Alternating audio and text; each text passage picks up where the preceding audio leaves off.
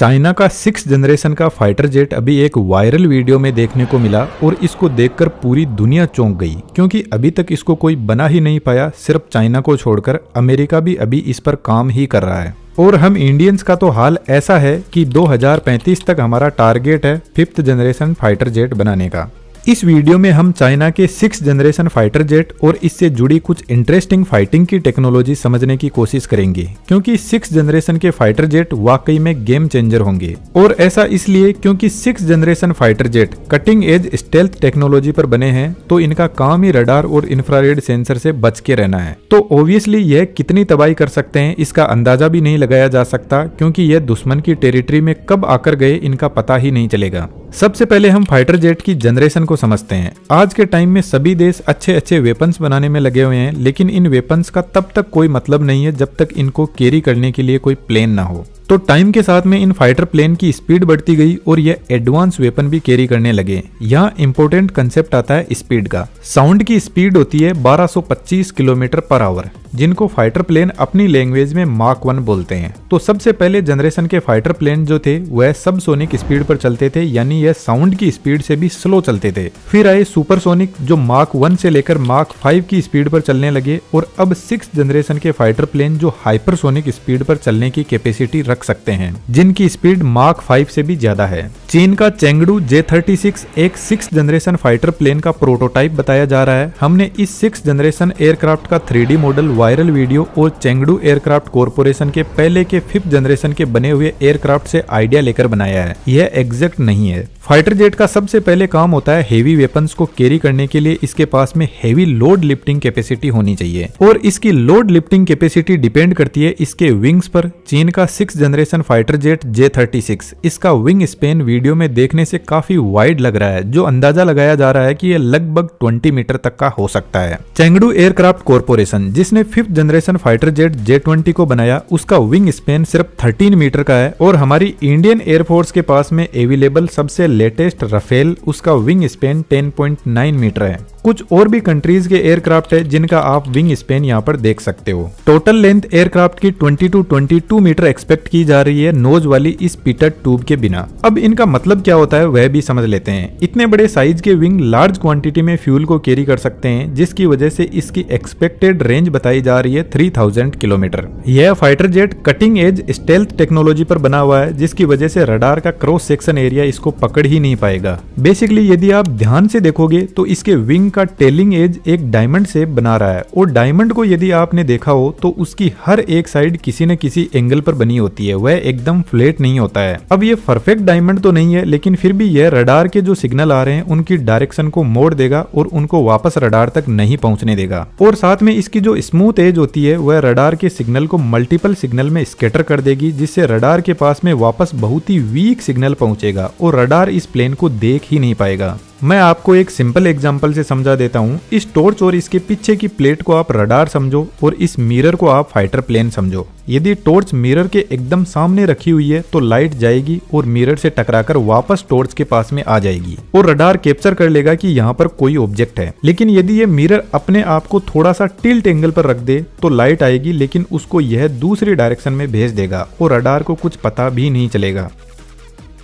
यहाँ पर देखने से पता लग रहा है कि इसकी विंग का स्वीप एंगल 49 डिग्री के अराउंड है। स्वीप एंगल एयरक्राफ्ट की बॉडी से विंग का एंगल होता है, और ये जितना ज्यादा होगा उतना ही हवा का ड्रैग फोर्स कम लगेगा, जिससे प्लेन की स्पीड, स्टेबिलिटी और मैन्युवरेबिलिटी भी बढ़ेगी। अब ये मैन्युवरेबिलिटी क्या होता है इसको सिंपल लैंग्वेज में समझते हैं। फाइटर प्लेन हवा में तेजी से टर्न लेने के लिए बनाए जाते हैं, ताकि यह दुश्मन के मिसाइल या फाइटर जेट को मैनिपुलेट कर सके। और यह काम 4th जनरेशन के फाइटर प्लेन अच्छे से करने लग गए थे, लेकिन 6th जनरेशन में यह सब कैपेबिलिटीज तो है ही, लेकिन यह प्लेन बेसिकली स्टेल्थ टेक्नोलॉजी पर फोकस्ड है, जिनका काम है बेवकूफ बनाना। तो ये डिटेक्ट भी नहीं होते हैं और दुश्मन की टेरिटरी में भी जाकर आ सकते हैं। चेंगडू J36 का वॉल्यूम काफी ज्यादा बड़ा लग रहा है और प्लेन को देखकर ऐसा लग रहा है कि इसकी बेली स्लाइटली फॉरवर्ड से ही स्टार्ट हो रही है। बेली बेसिकली फाइटर प्लेन की ऐसी जगह होती है जहां पर वेपन्स को अंदर की तरफ स्टोर किया जाता है, क्योंकि बाहर से वेपन इजीली डिटेक्ट हो जाते हैं। अब बेली के अंदर वेपन बे होती है जिसमें वेपन सेट रहते हैं, और इसकी वेपन बे को देखकर लगता है कि इसकी अराउंड 6 मीटर की लेंथ है।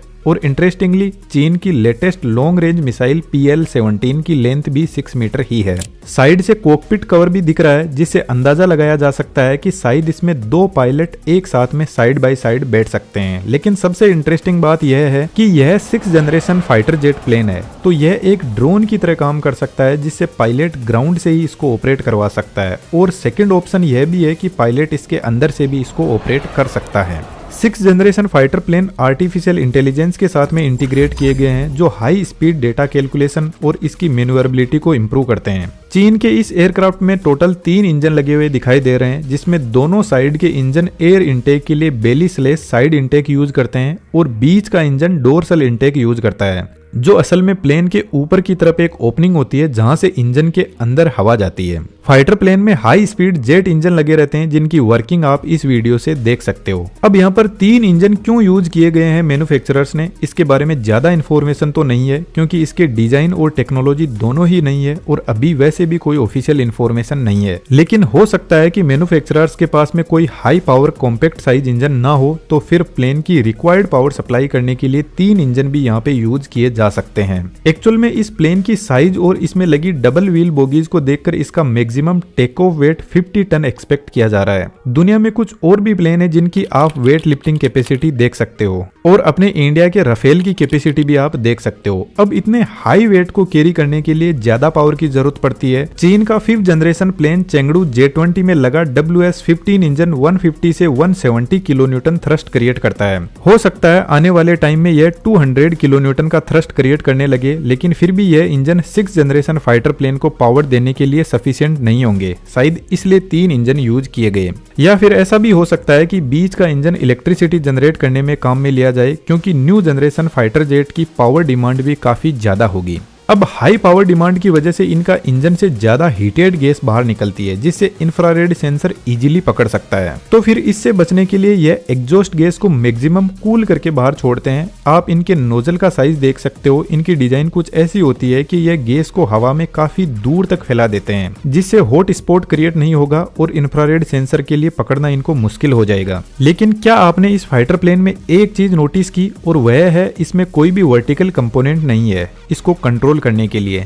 जहां पर रेगुलर फाइटर प्लेन में आप देखते हो रडर लगे रहते हैं इसकी बेटर स्टेबिलिटी और मैन्युवरेबिलिटी के लिए, लेकिन यहां पर सिर्फ फ्लैप्स दिखाई देते हैं जो टेक ऑफ और लैंडिंग के लिए लिफ्ट फोर्स प्रोवाइड करवाते हैं। लेकिन जैसा कि हमें पता है यह 6th जनरेशन फाइटर जेट है, तो इसका एडवांस कंप्यूटर सिस्टम फ्लैप्स की हेल्प से ही बेटर स्टेबिलिटी और मैन्युवर करवा सकता है। और वर्टिकल कंपोनेंट नहीं होना अच्छा है इसकी स्टील्थ टेक्नोलॉजी के लिए, लेकिन कुछ लोगों का यह भी बोलना है कि 6th जनरेशन फाइटर प्लेन को मैन्युवर करवाना आसान नहीं होगा। लेकिन हमें नहीं भूलना चाहिए कि जब इनके पास में अच्छी स्टेल्थ टेक्नोलॉजी है, तो जब तक हम इनका पता लगाएंगे तब तक यह अपना काम करके निकल लेंगे। अभी कोई भी इंफॉर्मेशन ऑफिशियल नहीं है, तो सब अंदाजा लगाया जा रहा है। लेकिन हाँ, चीन ने 6th जनरेशन फाइटर प्लेन का प्रोटोटाइप शायद तैयार कर लिया है। अब बात करें इंडिया की, तो इंडिया अभी इस सेक्टर में बहुत ज्यादा पीछे रह गया है, तो हमें बहुत कुछ बदलाव और जल्दी अचीव करने की जरूरत है। वीडियो अच्छा लगा तो चैनल को सब्सक्राइब कर सकते हो, और हमारे बेहतरीन एनिमेशन के कोर्स को ज्वाइन करने के लिए डिस्क्रिप्शन में डिटेल्स अवेलेबल है। Thank you.